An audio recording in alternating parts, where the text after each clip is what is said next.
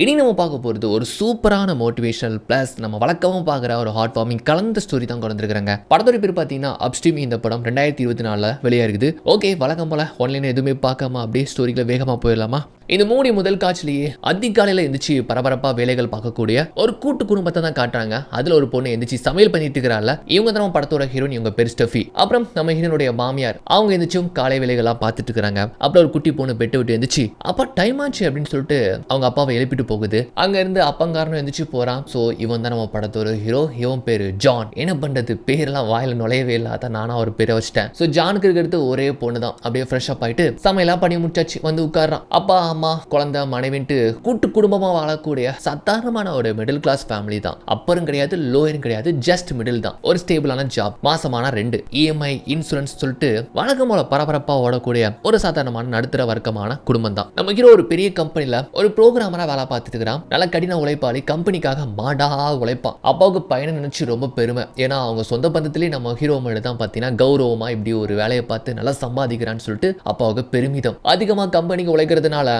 உடல் உபாதைகள், சில வியாதிகள்லாம் இருக்குது. அப்படி டயபெட்டிஸ் இருக்குது. அதுக்காக இன்சுலின்லாம் நம்மளால எடுத்துக்கிறாப்ல. அது எடுத்துக்கிறதுக்கு பதிலாக தினமும் எக்ஸசைஸ் பண்ணலாம், ஜாகிங் போகலாம், வாக்கிங் போகலாம்னு சொன்னா என் முழு நேரமே கம்பெனிக்கே போயிருது, எனக்கு எங்க நேரம் கிடைக்குது அப்படின்னு சொல்றான். ஏன்னா அந்த அளவுக்கு நம்மால் வேலையை முடிச்சு வரதுக்கு லேட் நைட் ஆயிரும். எப்போதுமே கம்பெனி கம்பெனி கம்பெனி, வேலை வேலை வேலை. அதுக்காக எக்ஸ்ட்ரா சம்பளம்லாம் கிடையாது. கம்பெனிக்காக நல்லா உழைச்சு கொடுக்கணும், நல்லா பேர் எடுக்கணும் அப்படிங்கிற ஒரு நோக்கம் மட்டும்தான். இவன் சம்பளம் தான் இந்த வீட்டுக்கே ஓரளவுக்கு தூணா இருந்தாலும் அப்பா சின்னதா வந்து குடியிருப்பு பக்கத்திலே ஒரு கன்வீனியன்ஸ் ஸ்டோர் வச்சிருக்காரு. அது போக மனைவி குழந்தைய கொண்டு ஸ்கூலுக்கு விடுறதுக்கு பைக்ல அங்க இருந்து போறாங்க. சரிப்பா நானும் கிளம்புறேன்னு சொல்லிட்டு அப்பா கடையில இருந்து அங்க இருந்து வேகமா கிளம்பி போறான். ட்ரெயின்ல தான் போவோம் போல. அப்படி பரபரப்பா இயங்கக்கூடிய அந்த சிட்டில ட்ரெயினை பிடிச்சி வேக வேகமா லிஃப்ட்டை பிடிச்சி, லிஃப்ட்ல கூட வந்து பாத்தீங்கன்னா இந்த ஃபுட் டெலிவரி பண்றவங்க எல்லாம் வந்து கொச்சன்னு வந்து ஏறுறாங்க. அதெல்லாம் பார்த்து அவனுக்கு ரொம்ப எரிச்சலா இருக்குது. ஏன் இப்படி அடிச்சுக்கிட்டு வந்து ஏறுதானுங்க அப்படின்ட்டு அவங்கள ஏளனமா பாக்குறான். அப்படியே பிடிச்சி வேகமா ஆபீஸ்க்குள்ள வந்து ஜம்முன்னு உட்காந்து வேலையும் ஸ்டார்ட் ஆகுதுன்னு வச்சுக்கோங்களேன். அப்போ வந்து என்ன ஆயிடுதுன்னா, இவன் டீமை சேர்ந்த ஒரு பையன் ஒரு சின்ன மிஸ்டேக் பண்ணியிருந்தான். ஒரு முக்கியமான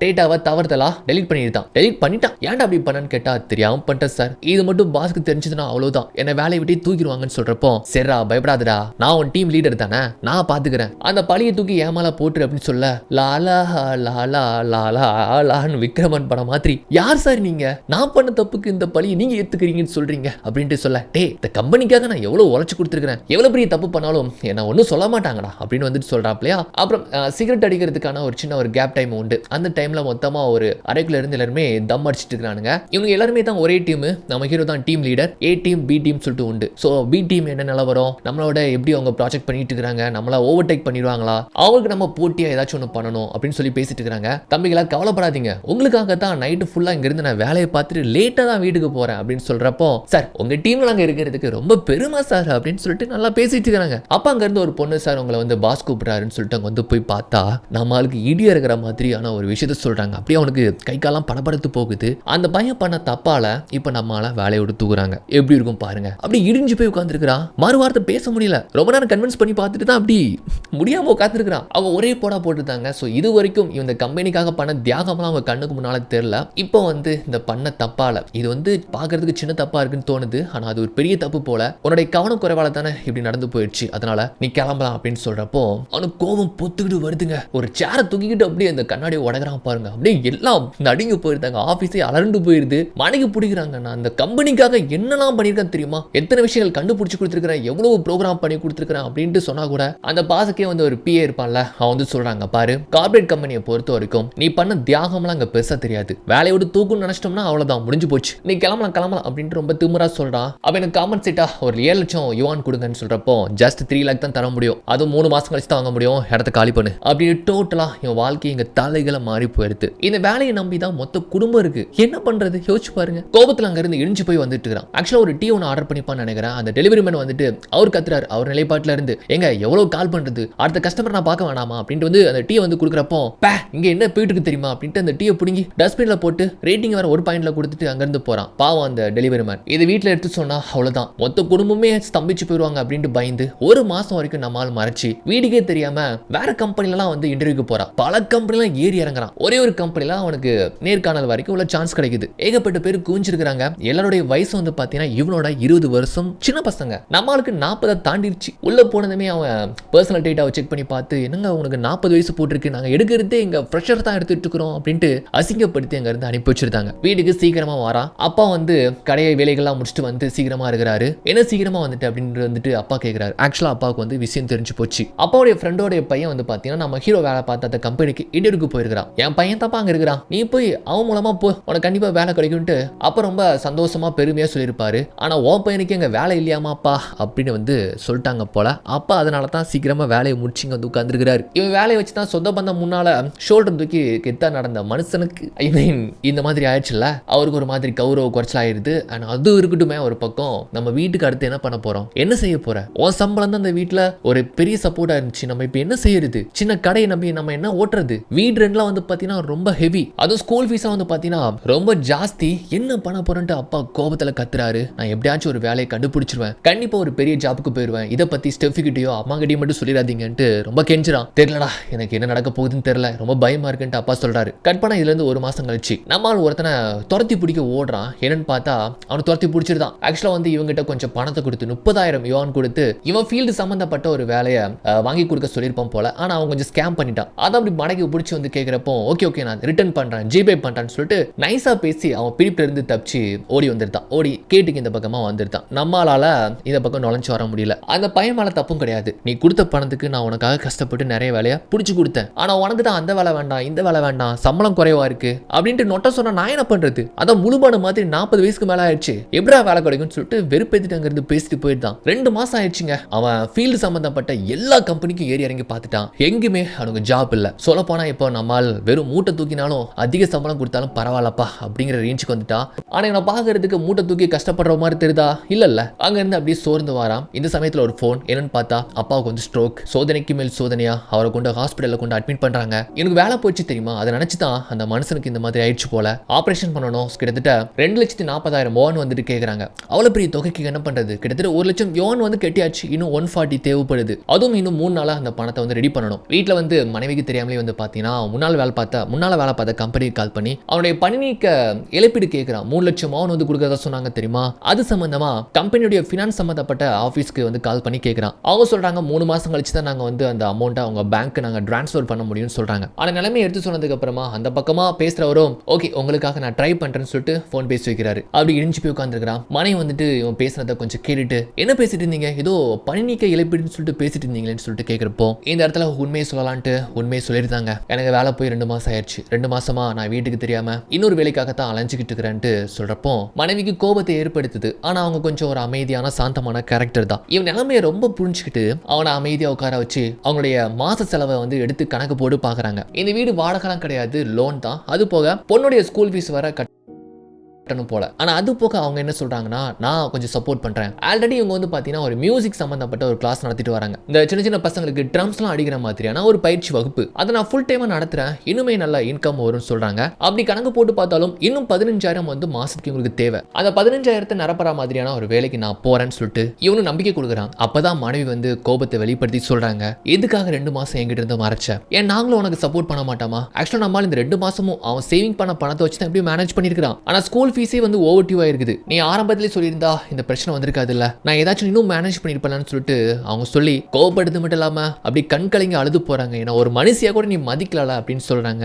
இல்ல நான் அப்படி நினைக்கல, உங்ககிட்ட சொன்னா நீ வருத்தப்படுவ, அதனால தான் ஒரு வேலையை கண்டுபிடிச்சிட்டு அதுக்கப்புறமா சொல்லலாம்னு நினைச்சேன். சரி ஓகே நான் இந்த 15,000 நிவர்த்தி பண்றதுக்கு ஏதாச்சும் என்ன வேலை இருந்தாலும் பார்க்கலான்ட்டு மறுநாள் நம்மளால ஒரு காஃபி ஷாப்ல உட்காந்து வேலை விஷயமா போன்ல ஒவ்வொருத்தங்கிட்டயா கேட்டுட்டு இருக்கிறான். அப்போ பக்கத்துல வந்து ஒரு டெலிவரி பாய் இன்னைக்கு நான் இத்தனை ஆர்டர் எடுத்தேன், இவ்வளவு சம்பாதிச்சேன் அப்படின்ட்டு விளாக்ல வந்து பேசிட்டு இருக்கிறான். மாசத்துக்கு இந்த மாதிரி 16,000 யுவான்ஸ் வந்து சம்பாதிக்கிறேன்னு சொல்லிட்டு இருக்கிறான்ல. நம்மால் காதுல வந்து விழுது, தம்பி இந்த வேலையில நான் ஜாயின் பண்ணிக்கலாமா, என்னாலையும் அவ்வளவு சம்பாதிக்க முடியுமான்னு கேட்கிறான். இவனுக்கு தேவை 15,000 சம்பளம் தானே, கண்டிப்பா சார் யாரா இருந்தாலும் சேரலாம் அப்படின்னு சொல்றப்போ எங்க போங்க ஆபீஸ் இருக்குன்னு சொல்லிட்டு கேட்டதுனால அவனும் அட்ரஸ் சொல்ல நம்மாலும் வந்து மறுநாள் வேலை கேட்டு போகலான்ட்டு அங்க வந்து போறாப்ல. அங்க பாத்தீங்கன்னா அந்த டெலிவரி பண்றவங்களாம் மொத்தமா அசம்பிளி மாதிரி நிக்கிறாங்க. முன்னால ஒருத்தர் அறிவுறுத்தல் கூறிட்டு இருக்கிறாரு, இந்த மாதிரி சீக்கிரமா ஆர்டர்லாம் முடிக்கணும், இந்த ரேட்டிங்லாம் கம்மியா வரக்கூடாது, வேலையெல்லாம் அப்படியே ஃபயரா இருக்கணும் அப்படின்னு சொல்லி பேசிட்டு இருக்கிறாரு. சொல்றாரு ஓகே சார் அப்படின்ட்டு எல்லாம் டிஸ்பஸ் ஆகி போறாங்கல்ல. அப்ப இவன் வந்துட்டு போயிட்டு சார் நானும் இந்த வேலையில ஜாயின் பண்ணலாமான்னு வந்துட்டு கேட்கிறப்போ அவர் பாக்குறாரு மேலே எங்கேயும் பார்த்துட்டு இந்த வேலைக்கு நீலாம் சரிப்பட்டு வர மாட்டேன்ட்டு அவர் பாட்டுக்கு பொஸ்க்குன்னு சொல்லிட்டு போறாரு. சார் என்னால முடியும் சார், நான் எந்த வேலையா இருந்தாலும் செய்வேன் சார், என் வயசெல்லாம் பார்க்காதீங்க, அப்படி கன் மாதிரி இருப்பேன் அப்படின்னு சொல்லிட்டு நம்ம அந்த வேலை கிடைக்கிறதுக்கு நலமோ சொல்லி பாக்குறான். ஆனா அவர் சொல்றாரு இல்ல நீ பாக்குறதுக்கு ஏதோ ஐடி கம்பெனில வேலை பார்க்குற மாதிரி இருக்கிற, உனக்கெல்லாம் சரிப்பட்டு வராதுன்ட்டு அவர் பாட்டுக்கு சொல்லிட்டு போக பின்னாலே கெஞ்சிட்டு போறான். அந்த சமயத்துல இவன் யார்கிட்ட வேலை கேட்டானோ அந்த பையனே வந்து நிக்கிறான் பாருங்க. தம்பி நீ சொல்லு தம்பி, நான் உங்ககிட்ட தான் வேலை கேட்டேன், கண்டிப்பா என்னால முடியும் அப்படின்னு சொல்றப்போ அவர் திரும்பிட்டு கேட்கிறாரு யாருப்பா இது அப்படின்னு கேட்கிறப்போ என்கிட்ட வேலை கேட்டாரு சார், அதான் எங்க அனுப்பி வச்சுட்டு அவன் சொன்னதுக்கு அப்புறமா சரி ஓகே ஒழுங்க பாப்பல அப்படின்னு சொன்னதுனால ஓகே சார் பாப்பேன் சார் சொல்லிட்டு அவனுக்கு வேலையை போட்டு கொடுத்து அந்த பையனை தான் வந்து அவனுக்கு ட்ரைனிங் பண்ண சொல்றாங்க. அதாவது எப்படி அந்த ஆப் வந்து யூஸ் பண்றது, எப்படி டெலிவரி பண்ணணும், என்னென்ன பண்ணணும், ரேட்டிங்னா என்ன, எவ்வளவு நமக்கு வந்து கமிஷன் கிடைக்கும், எல்லாமே வந்து சொல்லி கொடுக்குறான். அது போக நோட்டீஸ் போர்டில் வந்து பார்த்தீங்கன்னா ஸ்டார் ஆஃப் த மந்த் அதிகமாக ஆர்டர்ஸ் எடுத்தது, அதிக ரேட்டிங் வாங்கின லிஸ்ட்ல வந்து பார்த்தீங்கன்னா ஒருத்தர் டெரரா இருக்கிறாரு. இவர் யாருன்னு கேட்கிறப்போ அவர் பேர் வந்து ஜோசப். அவரை மாதிரி ஆர்டர்ஸ் யாருமே எடுக்க முடியாது. ஒரு நாளைக்கு 70 ஆர்டருக்கு மேல எடுப்பாராம். யார்கிட்ட அதிகமாக பேச மாட்டாரு, உருன்னு தான் இருப்பாரு. அவருக்கு மட்டும் தான் அந்த சிட்டில ஷார்ட் கட் அண்ட் இண்டு இடுக்கு சந்து பூந்து எப்படி புகுந்து போறது எல்லா விஷயமே ஒரு நோட்ல நோட் பண்ணி வச்சிருக்காரு. அது யாருக்குமே தெரியாது, யார்ட்டையும் இது வரைக்கும் அவர் சொன்னதும் கிடையாது. யார்ட்டையும் பேசாத அவருக்கு இங்க ஒரு ஃப்ரெண்ட் இருக்கிறாரு, அவர் பேர் வந்து ஸ்டிஞ்சின்னு சொல்லிட்டு ஒருத்தர் அறிமுகப்படுத்துறாங்க. பயங்கரமான கஞ்சன், வண்டியில் ஏதாச்சும் ஒரு பிரச்சனை ஆனா கூட சரி பண்ண மாட்டாராம். ஒட்டு போட்டு டேப் போட்டு தான் ஓடிட்டு இருப்பாராம். ஒரு பைசா இறக்க மாட்டாரு. ஆனா சம்பளத்துல வந்து கொஞ்சம் இந்த லாட்டரி வாங்கி ஏதாச்சும் நம்மளுக்கு அதிர்ஷ்டம் அடிக்காதான்ட்டு லாட்டரியும் கையுமா தான் சுரண்டிக்கிட்டே இருப்பாராம். அந்த ஸ்டிஞ்சி வேற யாருமே கிடையாது, நம்ம ஹீரோ வேலையை விட்டு வரப்போ அந்த காஃபி டெலிவரி பண்ண வந்தாரு. இவங்களோட கோவப்பட்டு அந்த டஸ்ட்பின்ல தூக்கி போட்டு ரேட்டிங் வேற ஒண்ணு கொடுத்துட்டு அவரை வெறுப்பேற்றிட்டு போனா தெரியுமா. சாட்சாத் அவரே தான். தெரியுண்டா உனக்கு வேலை போய் கடைசி நீ இங்க தான் வருவேன்னு தெரியும்ட்டு ஏழை நம்ம பார்த்து காரி துப்பிட்டு போறாரு. சரி இதெல்லாம் போட்டு நம்ம பெருசா எடுத்துக்க முடியுமா அப்படின்னு அந்த பையன் சொல்லி அப்புறம் கடைசியா வந்து பாத்தீங்கன்னா அவனுக்கு டெலிவரி பண்றதுக்கான ஒரு பைக், ஒரு எலக்ட்ரிக் பைக் ஒன்று வாங்குறாங்க. 2-3 நாள் ட்ரெயினுக்கு அப்புறமா இப்ப நம்ம ஆளே தனியா டெலிவரி பண்ணக்கூடிய அந்த பொறுப்பையும் வந்து கொடுக்குறாங்களா. ஃபர்ஸ்ட் நாள் சிம்பிளா முடிச்சிடலாம் அப்படின்ட்டு கேஷுவலா போனா டப்பா டான்ஸ் ஆடி போயிருதுங்க. ஆர்டர் எடுக்கிறதுக்காக ரெஸ்டாரண்ட் போனோம்னா இவனுக்கு பின்னால வந்தவங்க எல்லாருமே ஆர்டர் வாங்கிட்டு போறாங்க. ஏன்னா அந்த நுணுக்கங்கள் அவங்களுக்கு நல்லாவே தெரியுது. எந்தெந்த ரெஸ்டாரண்ட்ல எப்படி ஓனர் வந்து நடந்துப்பாங்க, எப்படி அவங்க கிட்ட வந்து பேசி ஐஸ் வச்சு நமக்கு ஃபர்ஸ்ட் தருவாங்கன்னு சொல்லிட்டு அதெல்லாம் தெரிஞ்சுக்கிட்டு அவங்க இவனுக்கு முன்கூட்டியே வாங்கிட்டு போயிருந்தாங்க. இவன் பேன் நின்று இருக்கிறான். எனக்கு ஆர்டர் அப்படின்ட்டு வாய்க்குள்ளே பேசுறான். யோ வாய் திறந்து கத்த மாட்டியா அப்படின்னு சொல்லிட்டு அவங்க திட்டி தான் வந்து ஆர்டரே கொடுக்குறாங்க. அந்த ஆர்டர் போய் கொடுக்க போறதுக்குள்ள அவன் படுற பாடு இருக்கே. அந்த மேப்பை பார்த்து அந்த அபார்ட்மெண்ட் ஒவ்வொரு படிக்கட்டா ஏறி இறங்கி அந்த அட்ரஸை கண்டுபிடிக்கிறதுக்குள்ள போதுன்னு ஆயிடுது. கதவை தட்டி இந்த அட்ரஸ் தானு சொல்லிட்டு கேட்கிறப்போ ஆமா இதுதான், சாப்பாடு எங்கன்னு கேட்டா அச்சோ பைக்ல வச்சுட்டு வந்துட்டோமான்ட்டு அதை போய் எடுத்துட்டு வர ஒரு 10 நிமிஷமாக ரேட்டிங் வர குறைச்சு போட்டுட்டாங்க. அப்புறம் ஒரு ஹாஸ்பிட்டல்ல பயங்கர நெரிசல், லிப்ட் வர கூட்டமா போயிட்டு இருக்காங்க. படிக்கட்டு வழியா வேகமாவே கொடுக்கலான்னு பார்த்தா அந்த அம்மா பிடிச்சி வர கண்ணா பின்னான்னு திட்டுது. இவ்வளவு லேட்டா கொண்டு வருவ சோத்தவன் தலையில மூஞ்சில வச்சு ராவிக்கு அப்படின்னு சொல்றாங்க. இந்த அளவுக்கு திட்டல்களையும் பேச்சுகளையும் வாங்கிக்கிட்டு சகிச்சுக்கிட்டு 3வது ஒரு ஆர்டர் அங்க வந்து அபார்ட்மெண்ட்ல பைக்கை கொண்டு போகக்கூடாதுன்னு சொல்றாங்க. இறங்கி ஓடுறான். ஓடி போயிட்டு கஸ்டமருக்கு கால் பண்ணி பார்த்தா எடுக்கவே மாட்டேங்கிறான். அபார்ட்மெண்ட்ல போயிட்டு அவன் பேரை சொல்லி கத்தி மூச்சரிக்க போயிட்டு அப்படியே டயர்ட் ஆயிட்டு பக்கத்துல உட்கார்ந்துருந்தாங்க. 1/4 மணி நேரம் கழிச்சு கஸ்டமர் வாரான். அவ்வளவு நேரம் என்ன பண்ணான்னு கேட்டா கேம் பிளே பண்ணிட்டு இருந்தானா. அதனால டிஸ்டர்ப் ஆகுது நான் கால் எடுக்கலன்னு சாதாரணமா சொல்றான். யோ என்ன பார்த்தா எப்படியா தெரியுது உனக்கு, நான் அடுத்த கஸ்டமர் போய் பார்க்க வேணாமா,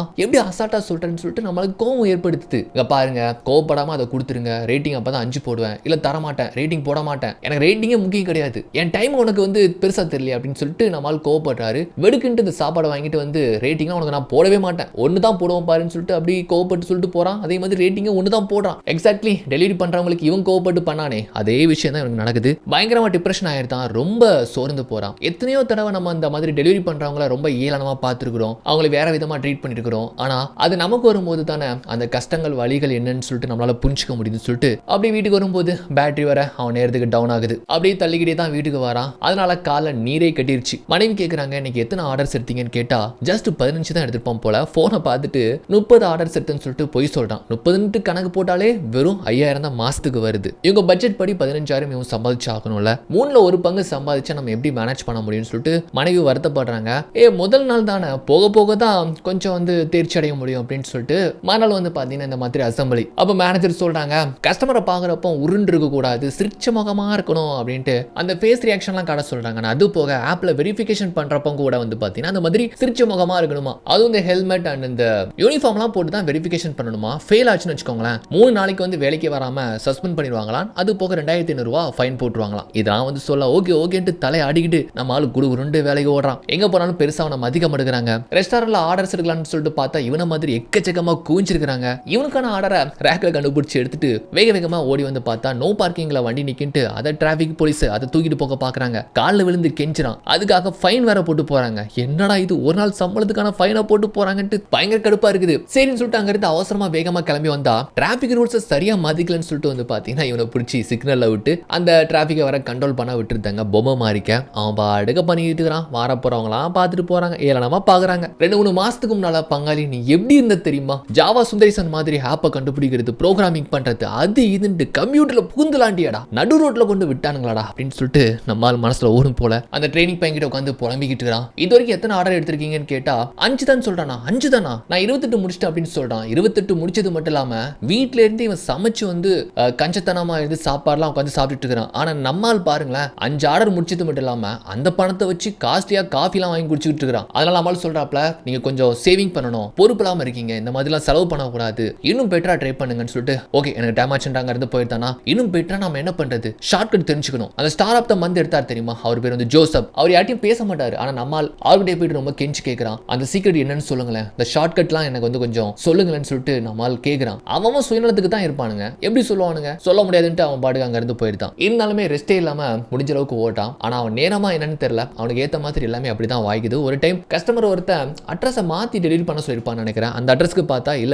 நான் இப்படி ஒரு அட்ரஸ் இருக்குன்னு சொல்லிட்டு 1 மணி நேரம் வேஸ்ட் ஆக்கி அவனை அலக்கழிச்சிருந்தான். அந்த கோவத்துல நம்மால அவங்ககிட்ட ஆத்திரத்துல கத்துறான், 1 மணி நேரம் உன்னால வேஸ்ட் ஆச்சுன்னு சொல்றப்போ அவங்க பண்ண தப்பே வந்து பெருசா காமிச்சிக்காம சாதாரணமா அந்த ரேட்டிங்ல தான் கை வைப்பேன்னு சொல்றானுங்க. விட்டா நம்மளால அடிக்க வந்துருவான் போல, பார்க்க சின்ன பையனா தான் இருக்கிறான், அடிக்கிற அளவுக்கு வரான். நம்மளால அப்படியே பணிஞ்சு போயிருந்தான். நீ பேசுனதுக்கு எங்கிட்ட சாரி கேளு, அப்பதான் உனக்கு ரேட்டிங் 5 போடுன்னு சொல்லிட்டு ரொம்ப திமிரா சொல்றான் பாருங்க. நம்மளும் தலா குனிஞ்சுக்கிட்டு அப்படியே சாரின்னு சொல்றான் பாருங்க. அப்போ ஒரு வார்த்தையை சொல்றான், ஒன்ன மாதிரி வாழ்க்கையில தோத்து போனவனுக்கு தான்டா இந்த மாதிரி டெலிவரி வரலாம் அப்படின்னு சொல்லிட்டு ரொம்ப அவமானப்படுத்திட்டு போறான். நம்மளுக்கு ரொம்ப கஷ்டமாயிருது. இந்த இடத்துல வருத்தப்படக்கூட அவனுக்கு டைம் இல்ல. இன்னொரு ஆர்டர் வருதுன்னு சொல்லிட்டு வேகமா அந்த ஆர்டர் கொடுக்கலாம்னு சொல்லிட்டு போற பட்சத்துல அது ரொம்ப லேட் ஆயிடுச்சுன்னு சொல்லிட்டு அந்த கஸ்டமர் கத்திட்டு அந்த ஆர்டரை வந்து கேன்சல் பண்ணிடுதாங்க. ஸோ இப்போ இந்த பூங்கொத்து வந்து பார்த்தீங்கன்னா இதோட ரேட் நம்ம ஹீரோடைய சம்பளத்தில் தான் பிடிப்பாங்களா, இருக்கிற டென்ஷன், கோவம், ஆக்ரோஷம் இது எல்லாத்தையுமே வெளிப்படுத்துற மாதிரி அந்த பூங்கொத்தை போட்டு அடிச்சு பிக்கிறான் பாருங்க. இதை சில பேர் வேடிக்கை பார்க்குறாங்க. அதில் ஒருத்தன் வீடியோ எடுக்கிறான், இந்த மாதிரி டெலிவரி பசங்க ஏதாச்சும் ஒன்று பண்ணா அதை எடுத்து சோசியல் மீடியாவில் போட்டால் கண்டிப்பாக வைரல் ஆகல அப்படின்னு சொல்லிட்டு அப்படி வீடியோ எடுக்கிறான். நம்மளால் அதை பற்றி பெருசாக கேர் பண்ணிக்கல. ஏன்னா வேலையை விடலான்னு சொல்லிட்டு ஒரு முடிவு எடுத்து மேனேஜருக்கு டெக்ஸ்ட் பண்ணுறான், நான் வேலையை விடலான்ட்டு இருக்கிறேன்ட்டு டெக்ஸ்ட் பண்ணுற போகிறான். அப்போ அவர் ஃபோன் வருது, யாருன்னு பார்த்தா ஒய்ஃப் தான் கால் பண்ணி இப்படி அப்பா இன்னைக்கு தான் டிஸ்சார்ஜ் ஆகுறாங்க, வீட்டுக்கு வாங்கன்ட்டு சொன்னதுனால அந்த டெக்ஸ்ட்டை வந்து பண்ணாம நேரா வீட்டுக்கு வரான். வந்ததுமே அப்பாவுக்கு இந்த மாதிரி டெலிவரி பண்றான்னு தெரிஞ்சு போச்சு. இதுக்காகடா உன்னை நான் வந்து கஷ்டப்பட்டு படிக்க வச்சேன், போச்சு எல்லாம் போச்சு, ஒரு கூலி வேலையை நீ பார்த்துட்டு இருக்கேன்னு சொல்லிட்டு அப்பா பயங்கரமா டென்ஷன் ஆகுறாரு. மானம் போச்சு, மரியாதை போச்சு, என் கௌரவம் போச்சு அப்படின்ட்டு அவர் பாட்டுக்கு கத்திட்டு இருக்க அம்மா தான் வந்து பார்த்தீங்கன்னா அவரை சமாதானப்படுத்தி அவங்க அறைக்குள்ள கூப்பிட்டு போறாங்க. ஆனா அறைக்குள்ள போனவரும் கத்திக்கிட்டே இருக்கிறாரு. இவங்க டென்ஷன் ஆகிட்டே இருக்குது பாருங்க. ஒரு கடத்துல அப்படியே பர்ஸ்ட் அவுட் ஆயிருந்தான். நான் என்ன பண்றது, முடிஞ்ச அளவுக்கு இந்த வீட்டுக்காக நான் ஓடத்தான் செய்றேன், வேலை போச்சு, அதுக்காக நான் என்ன பண்ண முடியும், 2 மாசமா ஏதாச்சும் வேற வேலை கிடைக்காதுன்னு சொல்லிட்டு அலைஞ்சு திருச்சி தான் பாக்குறேன். 40 வயசுக்கு அப்புறமா எனக்கு யார் தான் வேலை கொடுப்பாங்கன்னு சொல்லிட்டு தனக்குள்ள அடக்கி வச்சிருக்கிறது எல்லாத்தையுமே அப்படியே பயங்கரமா கத்துறான். பொண்டாட்டிட்டு வேற கோவப்படுறான். இதுல பொண்ணு வேற அப்பா சண்டை போடாதீங்கன்ட்டு வந்தா பொண்ணுகிட்டே வந்து கத்துறான். அந்த அளவுக்கு மிருகத்தனமா சின்ன குழந்தைன்னு பார்க்காம உனக்கு பெரிய பெரிய ஸ்கூல் தான் வேணுமா, நீ கவர்மெண்ட் ஸ்கூல்லாம் போக மாட்டியா, உனக்கு மட்டும் வருஷத்துக்கு நான் 2 லட்சம் ரூபாய் கட்டுறேன்னு சொல்லிட்டு கத்த ஒய்ஃப் ரொம்ப சாந்தமா இருந்து பாக்குறாங்க. ஒரு காலத்துல நீ வாமா இவன்ட்ட பேச முடியாதுன்னு சொல்லிட்டு அங்க இருந்து பொண்ணை உள்ள கூப்பிட்டு போயிருந்தாங்க. நைட்லாம் தூக்கமே இல்ல, என்ன பண்ணலாம் என்ன செய்யலாம், வேலையை விடலாமா வேணாமான்னு யோசிக்கிற பட்சத்துல விட முடியாது இல்ல. நாளைக்கு ஒரு நாள் மட்டும் எனக்கு லீவ் கொடுங்கன்னு சொல்லிட்டு மேனேஜருக்கு வந்து டெக்ஸ்ட்டை மாத்தி போடுறான். ஆனால் பேங்க்ல இருந்து லோன் கட்டலன்ட்டு இவனை கூப்பிட்டு விடுறாங்க. அப்ப நம்ம என்ன சொல்றானா, லோன் என்னால கட்ட முடியாதுன்னு நினைக்கிறேன், பேசாம வீடை வித்துலாமான்னு சொல்லிட்டு கேட்டா வீடை வித்தா இவனுக்கு 3 மில்லியன் யூரோஸ் வந்து நஷ்டமா போக்குவான். ஏன்னா இது வரைக்கும் அவன் கட்டி இருக்கிறது வந்து ஜஸ்ட் வட்டி மட்டும் தான். எப்படியாச்சும் இதை சரி பண்ண பாருங்க, ஏன்னா நான் தான் உங்களுக்கு லோன் கொடுத்தேன், உங்க வீடு ஜப்தி பண்ணாங்கன்னா எனக்குமே இது பாதிப்புன்னு சொல்லிட்டு லோன்லாம் அரேஞ்ச் பண்ணி கொடுக்கக்கூடிய ஒருத்தர் இவன்கிட்ட அப்படி சொல்ல நானும் முடிஞ்ச அளவுக்கு பாக்குறேன்ட்டு அங்க இருந்து நம்மால் ஆபீஸ்க்கு வரனா. ஆபீஸ்ல வந்து பாத்தீங்கன்னா இவன் இந்த பூங்கொத்தை போட்டு அடிச்சான் தெரியுமா, அதை வீடியோ எடுத்து அதை வந்து சோசியல் மீடியால போட்டு அது வைரல் ஆயிடுச்சு போல. அதை தான் எல்லாருமே பார்த்து சிரிச்சிட்டு இருக்காங்க. நம்மளுக்கு இதை பத்தி இப்போதைக்கு கேர் இல்லை, நம்ம இருக்கிற நிலைமைக்கு இதெல்லாம் பார்த்து வருத்தப்படுறதா அப்படின்ட்டு சாதாரணமா விட்டுதான். இப்போ வந்து பாத்தீங்கன்னா ஸ்டார் ஆஃப் த மந்த் இது எல்லாமே போட்டுருக்காங்க. ஆனா நம்மளுக்கு மட்டும் தான் ரேட்டிங் ரொம்ப ரொம்ப குறைவு. இங்க இருக்கிற எம்ப்ளாயிஸ்ல இவனுக்கு மட்டும் தான் ரொம்ப குறைவா இருக்குன்னு சொல்லிட்டு மேனேஜர் பிடிச்சி வச்சு கத்துறாரு, முடிஞ்சா வேலையை பாரு இல்லைன்னா காலி பண்ணி போயிட்டே இருக்கு, ஒன்னால இந்த பிரான்ச்சுக்கு தான் அவமானம் சொல்லிட்டு அவர் இப்படி வந்து கத்தி சொல்றாரு. சார் நான் இன்னும் ட்ரை பண்றேன் சார்னு சொல்ல, என்னத்த ட்ரை பண்ண போற, முடிஞ்சா இங்க வேலை பாரு, இல்லைன்னா இன்னொரு டெலிவரி கம்பெனி இருக்கு அங்க பார்த்து போ அப்படின்னு சொல்ல, சார் சார் அப்படின்னு சொல்லிட்டு சமாளிச்சு அங்க இருந்து வந்துதான். இப்போ ஒரு ஆர்டர் வருது பாருங்க. இந்த ஆர்டர் எங்கன்னு பார்த்தா இவன் முன்னால வேலை பார்த்தா அந்த கம்பெனி தான். எந்த மூஞ்சி வச்சுட்டு அங்க போக முடியும் அப்படிங்கிறதுனால வேறப்பா இருக்கக்கூடிய ஜோசப் கிட்ட வந்துட்டு கேட்கறான். அவர் அந்த ரூட்ல தான் போறாரு, நீங்க போற வழியில இந்த ஆர்டரை கொடுத்துட முடியுமா அப்படின்னு வந்துட்டு கெஞ்சி கேட்கறான். ஏன் உனக்கு கொடுத்தா என்னன்னு கேட்டா, இல்ல இல்ல நான் முன்னால வேலை பார்த்த கம்பெனி என்ன ரொம்ப அவமானமா பார்ப்பாங்க அப்படின்னு வந்து சொல்றான். பாருங்க இதுல என்ன அவமானம் இருக்குது, நம்ம வேலை பார்க்கறது நினைச்சு ரொம்ப பெருமையா இருக்கணும், நம்ம என்ன போதைப் பொருளை கடத்திக்கிட்டு இருக்கிறோம் அவமானப்படுறதுக்கு அப்படின்னு சொல்லிட்டு புத்திமதி மாதிரி சொல்லிட்டு போ நீனே போய் கொடுன்னு சொல்லிட்டு அங்க இருந்து போயிட்டாரு. நம்ம வந்து பாத்தீங்கன்னா மாஸ்க்லாம் போட்டு அங்க வந்து கொடுக்கலான்ட்டு வந்து வாரான். ஆனா அவன் டீம்ல வேலை பார்த்த ஒரு பையன் கண்டுபிடிச்சிருந்தான். சார் நீங்களா அப்படின்னு வந்து பார்த்து கண்டுபிடிச்சிருந்தான். சார் என்ன சார் ஆச்சு உங்களுக்கு இந்த நிலைமையா அப்படின்ட்டு. ஆக்சுவலா இந்த பையன் பண்ண தப்புல தான் நம்ம ஆள் வேலையை விட்டு போயிட்டால, சார் என்னால தானே சார் ஆச்சு, நீங்க போயிட்டீங்கன்னு சொல்லிட்டு எங்களுக்கு எவ்வளவு கஷ்டம் தெரியுமா அப்படின்ட்டு உள்ள பிடிச்சி கூப்பிட்டு வரான். அவங்க டீம் எல்லாருமே வந்து பாக்குறாங்க, எப்படியாப்பட்ட மனுஷன் உங்களுக்கு இந்த நிலைமையா அப்படின்ட்டு வந்து ரொம்ப கஷ்டமாயிருது. ரேட்டிங்லாம் அள்ளி போடுறாங்க, டிப்ஸ்லாம் அள்ளி கொடுக்குறாங்க. சார் உள்ள வாங்க சார், உள்ள வந்து கொஞ்சம் எல்லாருமே பார்த்து பேசிட்டு போங்க சார்னு சொன்னா, இல்ல இல்ல நான் கிளம்புறேன்ட்டு நம்மளால அங்க இருந்து ஓடி வந்துட்டான். நம்ம கீழே வேலை பார்த்தவங்க கிட்டே நம்ம ரேட்டிங் கேட்கறது டிப்ஸ் கேட்கறது ஆயிடுச்சு அப்படின்ட்டு தான் ரொம்ப வருத்தமா இருக்கு. வழங்கும் போல அவன் டயபெட்டிஸ்க்கு வந்து பாத்தீங்கன்னா இன்சுலின் பண்ணிட்டு சாப்பிடலான்னு சொல்லிட்டு பாக்குறப்போ ஒரு கஸ்டமர் ஃபோன் பண்றாங்கன்னு சொல்லிட்டு போனா பாக்குறான். பாருங்க சாப்பாடு கீழே விழுந்து வேஸ்டா போயிடுது. அதை எடுத்து குப்பை தொட்டி தூக்கி போட்டுட்டு வேகமா அந்த ஆர்டர் எடுக்கிறதுக்காக வாரான். ஒரு உயிரோட ஒரு மீன் வாங்கிட்டு வர சொல்லியிருக்காங்க. மார்க்கெட்ல வந்து அப்படி ஒரு ஃபிஷ்ஷை வாங்கிக்கிட்டு வாரான். பாருங்க தலை அப்படி கிருகிருன்னு ஆகுது. ஆக்சுவலா வந்து அந்த இன்சுலின் எடுத்ததுக்கு அப்புறமா கண்டிப்பா சாப்பிட்டே ஆகணும். ஆனா சாப்பிடாம இந்த மாதிரி வேகமா கஸ்டமர் கிட்ட அந்த டெலிவரி பண்ணிடணும் அப்படின்னு சொல்லிட்டு வாரான். பாருங்க ஒரு இடத்துல கண்ட்ரோல் பண்ண முடியாம பைக்கோட கீழே விழுந்துருதா. இதுல அந்த உயிரோடு இருக்கக்கூடிய ஃபிஷ் வந்து பாத்தீங்கன்னா துளி துளி அப்படியே பாலத்துல இருந்து மேல தண்ணியில விழுந்து போயிருது. இதுல கஸ்டமர் வர கால் பண்ணி எங்கேயா என் மீன் கேட்டா அது தப்பிச்சு போயிடுச்சுன்னு சொல்றான். பாருங்க அவ்வளவுதான், அவனுக்கு ரேட்டிங் அது இதுன்னு சொல்லிட்டு இருக்கிறா. அவனுக்கு இதை பத்தி கவலை இல்ல. ஒரு மாதிரி மூச்சு அரிச்சு அப்படியே ஒரு பக்கமா சாஞ்சுக்கிறான். பாருங்க மக்களும் கூடி போறாங்க, என்னாச்சு என்னாச்சுன்னு கேக்குறாங்க. குடிக்கிறதுக்கு தண்ணி எல்லாம் கொடுக்குறாங்க. கொஞ்சம் ரிலாக்ஸ் ஆகிறான். பாருங்க இந்த சமயத்துல வெரிஃபை பண்ண சொல்லி நோட்டிபிகேஷன் வந்துட்டே இருக்குது. வெரிஃபை பண்ணு சொல்லிட்டு இருக்குது. பாருங்க இப்போ மக்கள்லாம் போனதுக்கு அப்புறமா சாஞ்சுக்கிட்டே வந்து பாத்தீங்கன்னா செல்ஃபி எடுத்து வெரிஃபை பண்ணணும். எப்படி பண்ணணும்னா சிரிச்ச முகமா காட்டணும். ஆல்ரெடி முடியாம கிடக்குறான். வெரிஃபை பண்ணலன்னு வச்சுக்கோங்களேன் 3 நாளைக்கு சஸ்பெண்ட் பண்ணிடுவாங்க, 2500 ரூபாய் ஃபைன் அடிச்சிருவாங்க. அதனால அந்த வலியிலுமே வந்து பாத்தீங்கன்னா சிரிச்ச மாதிரி போஸ்ட் கொடுக்குறான். அது ஃபெயில்ட் ஆகிட்டே இருக்குதுன்னு வச்சுக்கோங்களேன். ஹெல்மெட்லாம் கழட்டி சிரிச்ச முகமா கொடுக்குறான். கடைசி அது ஃபெயில்ட் ஆகி 3 நாளைக்கு நீங்க சஸ்பெண்ட் ஆகுறீங்க, 2500 உங்க சம்பளத்துல பிடிப்போம் அப்படின்ட்டு நோட்டிபிகேஷன் வந்து போக நம்மால் அப்படியே சோகமா உட்காந்துருக்கிறான். கட் பண்ணா அப்பாவுக்கு பிறந்த நாள், ஃபேமிலி மொத்தமா சந்தோஷமா அவருக்கு கேக் வெட்டலாம்னு சொல்லிட்டு வந்து பார்த்தா அவருக்கு வந்து பாத்தீங்கன்னா கண்ட்ரோல் மீறி இந்த யூரின் போறது, கட்டுப்பாடு இழந்து இந்த உடல் உபாதைகள்லாம் வெளியேறதுல வந்து பாத்தீங்கன்னா அவருக்கு ரொம்ப கஷ்டமா இருக்குது. இந்த குடும்பத்துக்கு நம்ம ஒரு பெரிய பாரமா இருக்கிறதா நினைச்சு அவரே ரொம்ப ஃபீல் பண்றாரு. ஆனா அப்பா இப்படி இருக்கிறத பார்த்து பையனுக்கு ரொம்ப கஷ்டமா இருக்கு. எந்நேரமும் உழைப்புன்னு ஓடிட்டு இருக்கிற அப்பாவுக்கு இப்படி ஆயிடுச்சுன்னு சொல்லிட்டு அவரை இவன் தான் வந்து கவனிச்சுக்கிறான். ஸோ 3 நாளைக்கு வீட்டில் தானே இருக்கிறான். அப்பாவை கவனிச்சுக்கிறது, குளிக்க வைக்கிறது,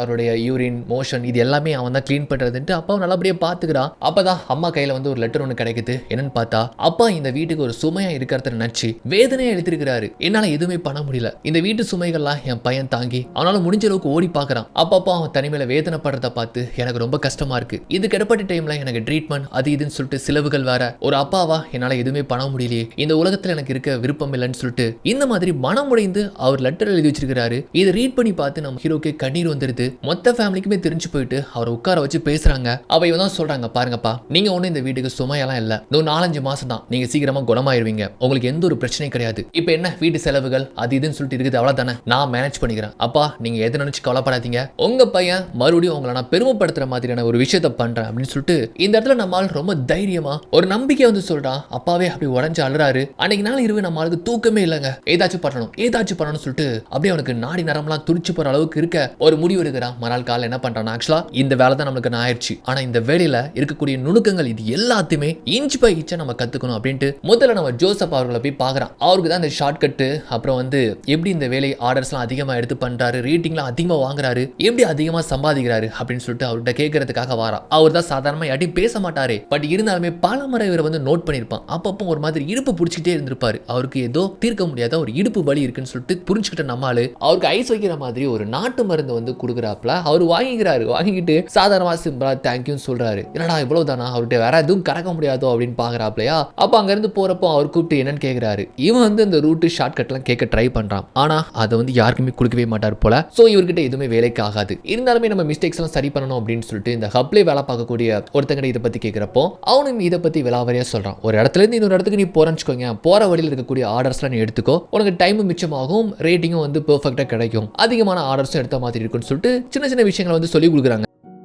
அப்புறம் ஒரு பொண்ணு இருக்கிறா, அவ பேர் வந்து மரியா. அவ பாத்தீங்கன்னா எல்லாருக்குமே முன்னால வந்து ரெஸ்டாரண்ட்ல ஆர்டர் எடுத்துட்டு அவ படுக்க வாங்கி போயிட்டே இருப்பா, வெயிட் பண்ணவே மாட்டா. அந்த தந்திரமான விஷயம் எப்படின்னு சொல்லிட்டு அவகிட்ட வந்து கேட்டு விசாரிக்கிறான். சோ அவ சொல்றா, அதான் சின்ன சின்ன வேலை தான்ப்பா, அவங்க கடையில ஏதாச்சும் ஒரு எடுபடி வேலை, ஏதாச்சும் அவங்களுக்கு பிடிச்ச மாதிரி பண்ற மாதிரி பண்ணச்சுக்கோயேன், உன் ஆர்டர் வருது தெரிஞ்சதுமே உனக்கு முன்கூட்டி அவங்க செஞ்சு வச்சிருவாங்க. அப்புறம் எங்கெல்லாம் வந்து உன விடலையோ, இந்த ரூட்ல போக கூடாது, அங்க போக கூடாதுன்னு தடுப்பாங்க தெரியுமா, அந்த செக்யூரிட்டிக்குலாம் அவங்களுக்கு என்ன தேவை இருக்குன்னு சொல்லிட்டு பார்த்து கொடுத்து அப்படி கரெக்ட் பண்ணி வச்சுக்கோ, இது அப்படி அப்படி அது அப்படி அப்படின்ட்டு ஒன்னும் நான் சொல்ல நம்மளும் பயங்கரமா தேடி போறாங்க. கிட்டத்தட்ட 2-3 வாரத்துல குயிக்காவே ஆர்டர் எடுத்து குயிக்காவே டெலிவரி பண்ணி எந்தெந்த கஸ்டமர் எவன் எப்படி இருப்பான், நேரா வீட்டுல போயிட்டு சிரிச்ச முகமா கொடுக்கறது, அந்த கேம் ஆடுறவங்களாம் சேரை விட்டு எந்திக்கவே மாட்டான், நேரா அவன் வீட்டுக்குள்ளே புகுந்து ஜம்ப் பண்ணி உள்ள போய் கொடுக்கறது, இதெல்லாம் பார்த்துட்டு அவங்கலாம் பிடிச்சி போயிட்டு ரேட்டிங்லாம் அள்ளி தெரிகிறானுங்க. இது போக டே ஆஃப்ல என்ன பண்றான் தெரியுமா, இவன் எந்த ஏரியா வரைக்கும் டெலிவரி பண்றானோ அந்த ஏரியாவை அப்படியே சைக்கிள் எடுத்துட்டு சுத்தி ஒவ்வொரு தெருவோடைய இண்டு இடுக்கு சந்து பொந்து குறுக்கு வழிகள் முதுகு வழிகள் ஷார்ட் கட்டு இது எல்லாத்தையுமே வந்து பாத்தீங்கன்னா நம்மால் நல்லா தெரிஞ்சு வச்சுக்கிட்டு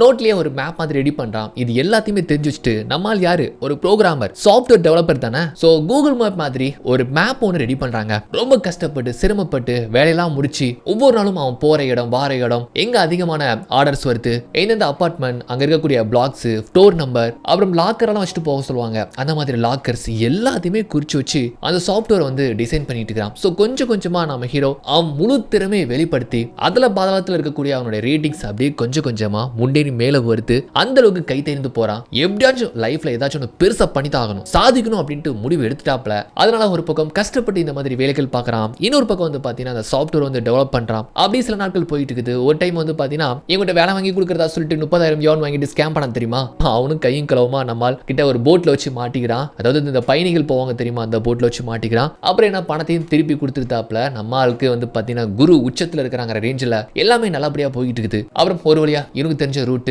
அண்ட் முக்கியமான குறிப்புகள் வச்சு மாஸ்டர் ரூட்னு சொல்லிட்டு அந்த ஆப்பை வந்து உருவாக்குறாப்ல. ஆக்சுவலா இவனுக்கு தெரிஞ்ச ரூட் வச்சு தான். இதுல இன்னும் நம்ம ஜோசப்புடைய ரூட் எல்லாம் வச்சு முடிச்சோம்னு வச்சுக்கோங்களேன், ஆப் வந்து வேற லெவல் ஆயிரும். பட் இதுவே வந்து நம்ம ஆளு பொறுத்த வரைக்கும் டாப் நாச் தான். ஓரளவுக்கு முடிச்சாச்சா, உருவாக்கியாச்சா. மறுநாள் நம்ம ஆளும் ஸ்டிஞ்சின்னு சொல்லிட்டு ஒருத்தர் உண்டு தெரியுமா, இந்த கஞ்சனா இருந்துகிட்டு லாட்ரி கையுமா இருப்பாரு, அவங்க 2 பேருமே அப்படி பேசி போயிட்டு ஓகே நான் அந்த ரூட்ல போறேன்ட்டு ஸ்டிஞ்சி பேசி அங்க இருந்து போறாரு பாருங்க. அப்போ வந்து என்ன ஆயிருதுன்னா ஒரு கார் வந்து மோதி கீழே விழுந்து புரண்டு அப்படியே லாரி கடியில போயிருந்தாரு. லாரி ஏத்திர பார்த்துச்சு, நல்ல வேலை எதுவும் ஆகல. அவர் கால் கையெல்லாம் சிராய் போய் ஏற்பட்டிருக்கு. பட் இருந்தாலுமே கஸ்டமர் கிட்ட போய் நான் டெலிவரி பண்ணி ஆகணும், ரேட்டிங் போயிடும் அப்படின்னு வந்து வண்டியை வந்து எடுக்க பாக்குறாரு. ஆனா நம்ம இங்க பாரு ஸ்டிஞ்சி கை காலம் அடிபட்டு இருக்கு, முதல்ல ஹாஸ்பிட்டலுக்கு போன்னு சொல்லிட்டு அந்த கார்காரன் கொஞ்சம் நல்லவனா இருக்கிறான், அவன் கார்லயே வந்து ஏத்தி விட்டு நான் அவன் டெலிவரியை பாத்துக்கிறேன் நீ போயிட்டு வான்னு சொல்லிட்டு அங்கிருந்து நம்மால் அவன் டெலிவரி முடிச்சதுக்கு அப்புறமா நேரா வேகமா ஸ்டிஞ்சியை பாக்குறதுக்காக ஹாஸ்பிட்டலுக்கு வராரு. அங்க பார்த்தா அவன் ட்ரீட்மெண்ட் எதுவுமே எடுத்துக்காம லைட்டா கெட்டு போட்டு இருக்குது. அங்க இருந்து வெளியே போயிட்டு இருக்கான். ஓடி போயிட்டு டே ஸ்டிஞ்சி என்ன பண்ணிட்டு இருக்கிறேன்னு கேட்டா இல்ல எனக்கு ஒன்றும் பிரச்சனை இல்லை, நான் அப்படியே வீட்டுக்கே போயிருந்தேன், கை கால டேப் போட்டா போதும் அப்படின்னு சொல்றான். இந்த வண்டிக்கெல்லாம் டேப் போட்டு வச்சிருக்கனால அந்த மாதிரி சொல்றான். இன்னும் பைத்தியமாரன்னு கேட்டா மாதிரி இங்க இருந்தா யார் வேலை பார்க்கறது, என் குடும்பத்தை யார் பாத்துக்கிறது, அந்த கார் ஓனர் எனக்கு 15,000 யோன் கொடுத்துருக்காரு, எனக்கு அதுவே போதும் அப்படின்னு சொல்றான். ஆனா முட்டா பையில சரி வா அப்படின்ட்டு நானே அவனை வீட்டில் ட்ராப் பண்றேன்ட்டு அவன் பைக் டேமேஜ் ஆயிடுச்சா அதை நான் கேரேஜ்ல விட்டுருக்கேன்னு சொல்லிட்டு பாத்தீங்கன்னா நம்ம ஹீரோ அவர் பைக்ல வந்து அவனை ஏத்தி அவன் வீட்டுக்கு வந்து கூப்பிட்டு போறாரு. அங்க போனதுக்கு அப்புறமா தான் தெரியுது ஸ்டிஞ்சியோடைய ஃபேமிலி ரொம்ப ரொம்ப ஒரு சின்ன வீட்டில் வாழ்றாங்க. அது மட்டும் இல்லாம ஸ்டிஞ்சி எதுக்காக இவ்வளவு கஞ்சத்தனமா இருக்கிறாரு, எதுக்காக லாட்ரி கையுமா அலைஞ்சிக்கிட்டு இருக்கிறாரு, என்ன விஷயம் அப்படின்னு சொல்லிட்டு வந்து பார்த்தா அவனுடைய குட்டி பொண்ணு கேன்சர் வியாதியால பாதிக்கப்பட்டிருக்குது. ஆக்சுவலா அவனுக்கு ஒரு பையன் ஒரு பொண்ணு போல. இந்த மாதிரி அவனுக்கு கை காலம் அடிபட்டிருக்கிறத பார்த்து அவங்க மனைவி என்னாச்சுன்னு கேட்கறாங்க. சின்னதா ஒரு கார் மோதிருச்சு அப்படின்னு வந்துட்டு சாதாரணமா சொல்றான். அவங்க கிச்சனுக்குள்ள போயிட்டு அழுதுகிட்டு இருக்காங்க. அவனை போய் சமாதானப்படுத்துறான். ஆக்சுவலா இது ஒரு டைம் 2 டைம் கிடையாது, டெலிவரி பண்ற அவசரத்துல 2-3 டைம் இப்படி ஆயிருக்கும் போல. அவங்க ரொம்ப தேம்பி அழுதுட்டு இருக்காங்க. ஹே எனக்கு ஒண்ணு இல்ல 15,000 கொடுத்துருக்காங்க, நம்ம பொண்ணுக்கு அடுத்த மாசம் நம்ம சர்ஜரி பண்ணலாம் அப்படின்னு சொல்றான். எனக்கு பணமாடா முக்கியம்னு சொல்லிட்டு அவங்க பயங்கரமா கோவப்படுறாங்க. அதெல்லாம் ஒண்ணு இல்ல 15,000 கிடைச்சிருக்குதுல, நம்ம பொண்ணுக்கு சீக்கிரமா நம்ம குணப்படுத்திடலாம் அப்படின்ட்டு வந்து பொண்ணுகிட்ட ஜாலியா பேசிட்டு இருக்கிறான். சோ சின்ன குடும்பமா இருந்தாலுமே ரொம்ப சந்தோஷமா இருக்கிறாங்கன்ட்டு நம்ம ஆள் பாக்குறாப்ல. அப்படியே வெளியே உட்காந்து சரக்க போட்டு பேசிட்டு இருக்காங்க. இவன் கஞ்சத்தனமா இருக்கிறதுனால ஆபீஸ்ல வந்து பாத்தீங்கன்னா கலாய்க்கிறதெல்லாம் உண்டு. ஆனா இப்படி கஞ்சனா இருக்க போய் தான் கொஞ்சம் கொஞ்சமா பணத்தை சேர்த்து அவங்க பொண்ணுடைய ஆபரேஷனுக்காக சேர்த்து வைக்கிறாங்க போல. இந்த உண்மைலாம் இவனுக்கு இப்பதான் தெரிய வருது. நம்ம ஹீரோக்கு ரொம்ப கஷ்டமாயிருது. ஒன்ஸ் நான் ஆபீஸ்ல இருக்கும்போது கூட உன் டீயை விட்டு எரிஞ்சு உனக்கு ரேட்டிங் வேற கம்மியா கொடுத்தல அப்படின்னு பழசை பத்தி பேசிட்டு அதெல்லாம் முடிஞ்சு போச்சுடா விடுறா அப்படின்ட்டு எனக்காக நீ எவ்வளவு பெரிய உதவி பண்ணிருக்க தெரியுமா, என் ஆர்டரை கொண்டு நீங்க டெலிவரி பண்ணிருக்கிற, அதுவும் நல்ல ரேட்டிங் கொடுத்துருக்காங்க, ரொம்ப தேங்க்ஸ்டா அப்படின்ட்டு சொல்லி பேசிட்டு இருக்காங்களா. நம்ம ஸ்டிஞ்சி இருக்கிறது ஒரு ஸ்கிராப் ஏரியா தான். ஸ்டிஞ்சினா தெரியும் இல்ல, கஞ்சன் தான் அர்த்தம். சோ ஏழ்மையான ஒரு பகுதியில தான் இவர் வசிக்கிறாரு. அப்படி பேசிக்கிட்டு அவன் பொண்ணை பத்தியும் குடும்பத்தை பத்தியும் நினைச்சு ரொம்ப ஃபீல் பண்ணி வேதனைப்படுறாரு. நம்மால வந்து ஆறுதல் படுத்துறான். அவன் பொண்ணு இருக்கக்கூடிய பாசத்தை அவன் வெளிப்படுத்துறப்போ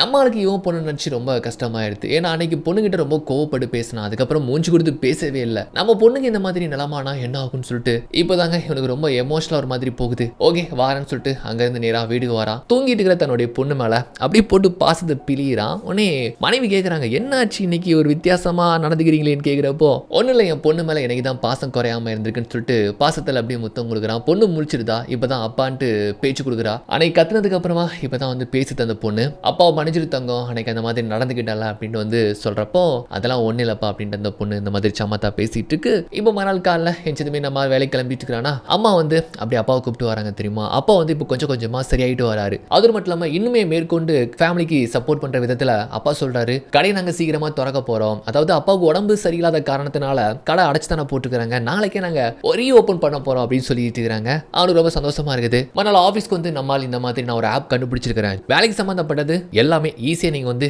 இதன் மூலமா ஆக்சஸ் பண்ண முடியும். லொகேஷன் ஆன் பண்ணி உங்களுடைய டெஸ்டினேஷன் வந்து ஈஸியா நீங்க ரீச் பண்ணி டெலிவரி பண்ணலாம் அப்படின்னு சொல்லிட்டு டவுன்லோட் பண்றதுக்கான அந்த QR கோடை வந்து காட்டினது எல்லாரும் ஸ்கேன் பண்ணி டவுன்லோட் பண்றாங்க. மேனேஜர் பாக்குறாரு, என்னடா இவன் புதுசா ஏதோ ஒன்று பண்ணானேன்னு சொல்லிட்டு அவரே வந்து இப்படி மிரண்டு போறாரு. ரொம்ப சந்தோஷமா இருக்கு. அப்படி நாட்கள் போக அப்பாவும் அம்மாவும் வந்து கடையை பாத்துக்கிறாங்க. அம்மா தான் வந்து முழு பொறுப்பா பாத்துக்கிறாங்க. அப்பா கொஞ்சம் கொஞ்சமா தெரிய வராரு. அதே சமயம் நம்ம ஹீரோயின் மியூசிக் சம்பந்தப்பட்ட கிளாஸ்ல வந்து பசங்களுக்கு எடுக்கிறாங்க. அதன் மூலமா எக்கச்சக்கமான ஃபாலோவர்ஸ் சோசியல் மீடியாவில் பிடிக்கிறாங்க. லைவ் வீடியோலாம் போடுறாங்க. நம்ம ஹீரோ முன்னெல்லாம் வச்சு காமிச்சிட்டு இருக்காங்க. சூப்பரா ஒரு பக்கம் போயிட்டு இருக்குது. அம்மா ஒரு பக்கம் வந்து கொஞ்சம் கொஞ்சமா அவங்க கணவரை தேத்துறாங்க, ட்ரைனிங்லாம் கொடுத்துட்டு இருக்காங்க. நம்ம ஹீரோக்கு முன்ன மாதிரி இந்த இன்சுலின்லாம் இப்போ எடுக்க வேண்டிய தேவையே கிடையாது. ஏன்னா இந்த மாதிரியான வேலைக்கு நம்ம உடல் நல்லா அசைவு கொடுக்கறதுனால முன்ன மாதிரி இந்த டயபெட்டிஸ்க்குலாம் வந்து மருந்து மாத்திரை எடுக்க வேண்டிய தேவை கிடையாது. சொல்ல போனா இதுவே ஒரு எக்ஸசைஸ் மாதிரி தானே. இப்போ அப்படியே கிட்டத்தட்ட ஒரு மாசம் கடந்து போகுது. இந்த ஒரு மாசத்துல இந்த டெலிவரி ஹப் வந்து பாத்தீங்கன்னா எக்கச்சக்கமான ஆர்டர்ஸ் எடுத்து நல்ல நல்ல ரேட்டிங் வாங்கியிருக்காங்க. அதோடு மட்டும் இல்லாம நம்ம ஹீரோ இந்த மாசம் மட்டும் அதிகமா சம்பாதிச்சிருக்கான். இது எல்லாத்துக்குமே காரணம் நம்ம ஹீரோ அவன் கண்டுபிடிச்ச அந்த ஆப் தான் சொல்லிட்டு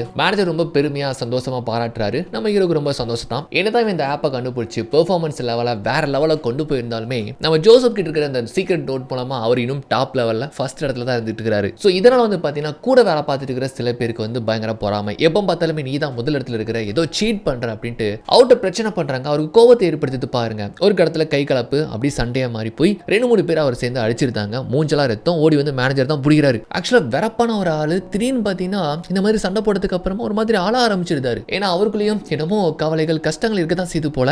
ஏதோ ஒரு தேவைக்காக தான் அவர் ஓடிட்டு இருக்கிறாருன்ட்டு நல்லாவே தெரியுது. அதனால தான் ஸ்டார் ஆஃப் த மந்த் அதன் மூலமா வரக்கூடிய போனஸ் எக்ஸ்ட்ரா டியூட்டி எல்லாம் பார்த்து பணம் சேவிங் பண்றாரு போல. உங்களுக்கு தேவைன்னா நீங்களும் என்ன மாதிரி ஓட வேண்டியதானே. எதுக்குடா என் மேல இப்படி பொறாமப்படுறீங்க, நான் யார்ட்டையும் பேசுறேனா, நான் வேலை ஒன்று தானே இருக்கிறேன் அப்படின்னு சொல்லிட்டு கத்திட்டு மேனேஜர் கிட்ட இருந்து அங்கிருந்து போயிருந்தாரு. ஸோ எனக்கு ஒரு பிரேக் தேவைன்னு சொல்லிட்டு அங்கிருந்து போயிருந்தாருன்னு வச்சுக்கோங்களேன். மேனேஜருக்கு செம கடுப்பாகுது. அவர்கிட்ட சண்டை போட்டவங்க எல்லார்ட்டையும் கோவப்பட்டாரு. டே எத்தனை வருஷமா இந்த கம்பெனில அவன் நாயா உழைக்கிறான்னு தெரியுமா, இந்த ஹப்பு கொஞ்சம் முன்னேறதுக்கு காரணமே சொல்ல போனா அவன் தான்டா ஒரு ரீசன் அப்படின்னு சொல்லிட்டு உங்களுக்கு தேவைன்னா நீங்க வேலை பாருங்க, இல்லைன்னா நீங்க கிளம்பிட்டே இருக்கன்னு சொல்லிட்டு அவரே கோவப்பட்டு போறாரு. அப்படி 2-3 நாள் கடந்து போகுது. நம்மால் வழக்கம் போல வேலையை முடிச்சுட்டு நல்லா மழை பெஞ்சிட்டு போல ரெயின் கோட் போட்டு வந்துட்டு இருக்கிறான். பார்த்தா நம்ம மரியா பார்த்தீங்கன்னா அவங்க பையனோட ரெயின் கோட் இல்லைன்னு சொல்லிட்டு ஒதுங்கிட்டு இருக்கிறாங்க. ஸோ நம்ம ஹீரோ பார்த்துட்டு உடனே என்னன்னு கேட்குறான், இந்த மாதிரி வழக்கம் போல ரெயின் கோட்லாம் கொண்டு வருவேன், மறந்துட்டேன், கொஞ்சம் லேட் ஆயிடுச்சு அப்படின்னு சொல்றப்போ அவன் ரெயின் கோட்டை கலத்தி கொடுத்துட்டு சரி நீங்க வீட்டுக்கு போங்கன்னு சொல்றப்போ இல்ல நாங்க வெறிச்சதும் போய்க்கிறோம்னு சொன்னா, ஹே நீ போயிட்டு வாமா அப்படின்னு சொல்லிட்டு அங்கிருந்து மழையில நனைஞ்சு வர நம்மளும் ஒரு பக்கமா ஒதுங்கிருதான். ஒதுங்கி போய் பார்த்தீங்கன்னா கொஞ்சம் ரிலாக்ஸா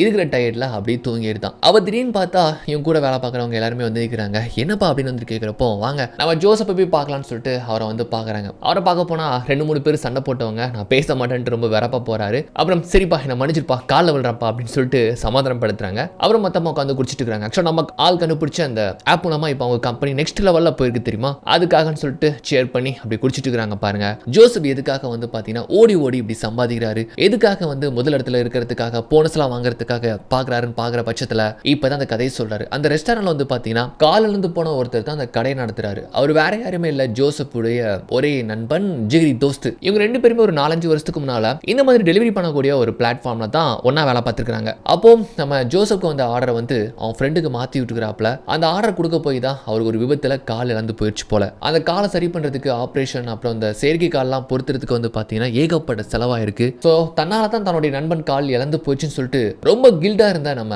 ஜோசப் வந்து பாத்தீங்கன்னா அவங்க கடன் அடைக்கிறதுக்காக ரொம்ப கஷ்டப்பட்டு 4-5 வருஷமா உழைச்சிட்டு வராரு. அதிக ஆர்டர்ஸ் இருக்கிறதுக்காக தான் வந்து பாத்தீங்கன்னா சின்ன சின்ன இந்த ஷார்ட் கட்ஸ் அந்த நுணுக்கங்கள் இது எல்லாத்தையுமே நோட் பண்ணி வச்சிருப்பாரு போல. அதெல்லாம் சொல்லி பேசிட்டு இவன் நம்ம ஹீரோ கிட்ட அந்த ஆப்பை பத்தி கேக்குறாரு.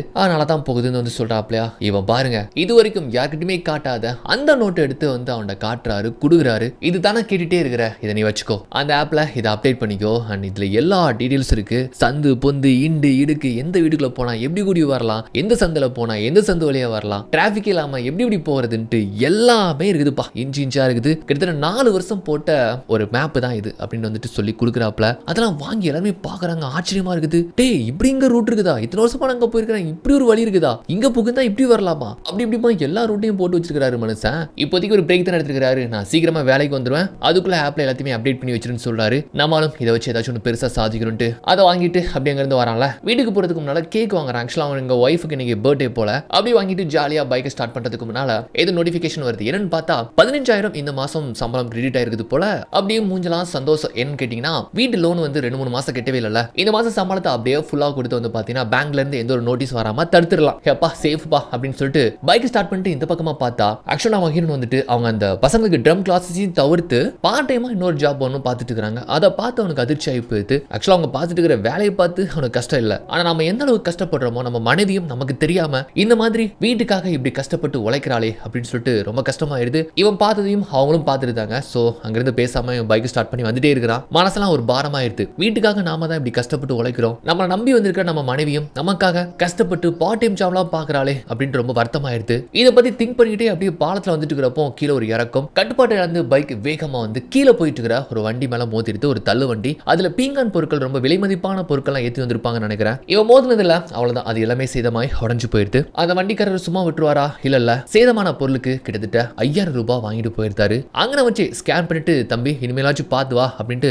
இழிப்படி வாங்கிட்டு அவர் பாட்டு போயிட்டு இருக்கிறாரு. ஆக்சுவலி இந்த மொத்த பணத்தை வச்சு தான் இந்த மாசம் பேங்க்ல இருந்து நோட்டீஸ் வராம தடுக்கிறதா இருந்தான். ஆனா இப்படி ஒரு சம்பவத்தால கொஞ்சம் பணம் கொடுத்தாச்சா சோகமா தான் வீட்டுக்கு வரான். மனைவி தூங்கிட்டு இருக்காங்க. உடனே வந்துட்டு வந்து பார்த்ததுமே அவங்க எந்திரிச்சு மன்னிச்சிருங்க, அந்த பார்ட் டைம் ஜாப்ல வேலை பார்த்து சம்பளம் வாங்கினதுக்கு அப்புறமா இதை பத்தி உங்ககிட்ட சொல்லலாம்னு இருந்தேன், நீங்களே பார்த்துட்டீங்க அப்படின்னு சொல்றப்போ நம்மால் வருத்தமா சொல்றா, என்ன மன்னிச்சிரு, ஒன்னா இப்படி சிரமப்படுத்திட்டேன் அப்படின்னு சொன்னது மட்டும் இல்லாம இந்த மாசம் சம்பளத்துல கொஞ்சம் பணம் இந்த மாதிரி ஒரு விபத்துல போயிடுச்சு அப்படின்னு ரொம்ப வருத்தமா சொல்றான். அவங்க எதுவுமே பேசிக்கல. சரி விடுங்க ஏதாச்சும் ஒன்று பார்த்துக்கலாம்னு சொல்லிட்டு அவங்களுக்கு பர்த்டே தானே கேக் வாங்கி வச்சு 2 பேரும் மட்டும் தான் உட்காந்து வெட்டி அப்படி சாப்பிட்டு இருக்காங்க. ஆக்சுவலா அந்த விபத்துல கேக் கூட கொஞ்சம் சேதமாயிருச்சு. இருந்தாலுமே அப்படி சந்தோஷமா இருக்க ட்ரை பண்றாங்க. அவன் மனைவி சொல்றாங்க, நான் சின்ன பிள்ளையா இருக்கிறப்போ ஒரு வாடகை வீட்டில் தான் வாழ்ந்தேன். அப்பெல்லாம் என்னுடைய கனவு பெரிய பிள்ளையானதுக்கு அப்புறமா ஒரு சொந்த வீடு வாங்கணும் அப்படிங்கிறது தான் என்னுடைய பெரிய லட்சியமா இருந்துச்சு. ஆனா நம்ம வீடு வாங்கினதுக்கு அப்புறமா இந்த லோனு ஈரன்னு சொல்லிட்டு அலையறம் தெரியுமா, இதுக்காக நம்ம கஷ்டப்படுறோம் தெரியுமா, அதெல்லாம் வச்சு பாக்குறப்போ வீடை விட நமக்கு நிம்மதி தான் முக்கியம் இல்ல அப்படின்னு மனசுல வழிகள் வச்சுக்கிட்டு அவங்க ரொம்ப சிரிச்ச முகமா பேசுற மாதிரி ட்ரை பண்றாங்க. இருந்தாலுமே சொல்றாங்க, இந்த மாதிரி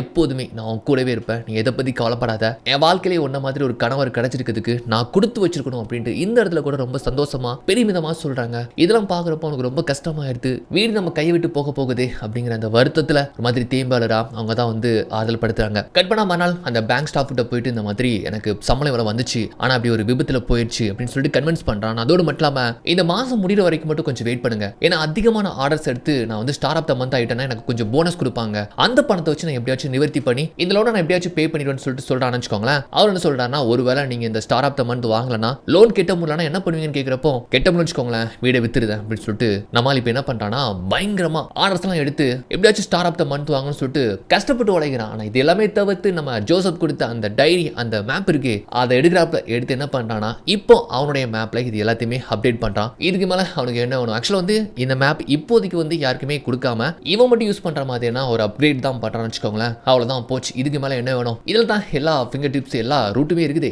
அதன் மூலமா இப்ப நம்மால் எக்கச்சக்கமான ஆர்டர்ஸ் எடுக்கிறான். இவனுக்கு முன்னால ஒரு 10-15 பேர் வந்து பாத்தீங்கன்னா ஸ்டார் ஆஃப் த மந்த் வாங்குறதுக்காக ஃப்ரெண்ட் ரோல இருக்கிறாங்க. சோ நம்மால் வந்து பாத்தீங்கன்னா இந்த ஆப் யூஸ் பண்ணி நம்ம ஜோசப் உடைய மேப்பை வச்சு பயங்கரமா பக்காவா யூஸ் பண்ணி கொஞ்சம் கொஞ்சமா நெருங்கி 4வது இடத்துக்கு வந்துட்டான். இந்த சமயத்துல மேனேஜர் எல்லாருக்குமே கால் பண்ணி ஒரு விஷயத்தை சொல்றாரு, இந்த மாசம் ஸ்டார் ஆஃப் த மந்த் வாங்குறவங்களுக்கு 3 மடங்கு போனஸ். அதோடு மட்டும் இல்லாம இது டிசம்பர் 31 அண்ட் நியூ இயர் அன்னைக்கு வந்து பாத்தீங்கன்னா ஆனுவல் அவார்டு செரமனி நடக்கும்ல, அதுல வந்து வின் ஆகுறவங்களுக்கு வந்து பாத்தீங்கன்னா அவார்ட்லாம் கொடுப்பாங்களாம். சோ இருக்கிறது 4 பேருக்கு தான் போட்டின்னு சொல்லிட்டு நம்ம ஹீரோ ஸ்டிஞ்சி, தர்ஷன் அப்புறம் வந்து பாத்தீங்கன்னா மரியா, இவங்க 4 பேருக்கு தான் ஒரு போட்டின்னு வச்சுக்கோங்களேன். சோ நைட் 12 மணிக்கு யாரு அதிகமா ஆர்டர்ஸ் எடுத்து ஃபர்ஸ்ட் வராங்களோ அவங்க தான் ஸ்டார் ஆஃப் த மந்த். நாளைக்கு நடக்க போற அந்த அவார்ட் ஃபங்க்ஷன்ல அவங்க தான் வந்து அவார்டும் வாங்குவாங்க. சோ போட்டி ரொம்ப பயங்கரமா நடக்குது. நம்ம ஹீரோ வந்து பாத்தீங்கன்னா அந்த ஆப்பை யூஸ் பண்ணி ஏகப்பட்ட ஆர்டர்ஸ் எடுத்து கொஞ்சம் கொஞ்சமா நெருங்கி ஒன்னு ரெண்டு மேல நெருங்கி போயிட்டு இருக்கிறான். இந்த ஸ்டிஞ்சி ஒரு பக்கம் அவருடைய எஃபர்ட் கொடுக்குறாரு, இன்னொரு பக்கம் மரியா, இன்னொரு பக்கம் தர்ஷன். இல்ல ஸ்டிஞ்சிக்கு அவங்க ஒய்ஃப் கால் பண்ணி இந்த மாதிரி இன்னைக்கு தான் நம்ம பொண்ணுக்கு ஆபரேஷன், நீங்க சீக்கிரமா வாங்க அப்படின்னு சொன்னதுனால அந்த போட்டியை கிவ் அப் பண்ணிட்டு அங்க இருந்து போயிருந்தாரு. அப்புறம் மரியாவுக்கு வந்து பாத்தீங்கன்னா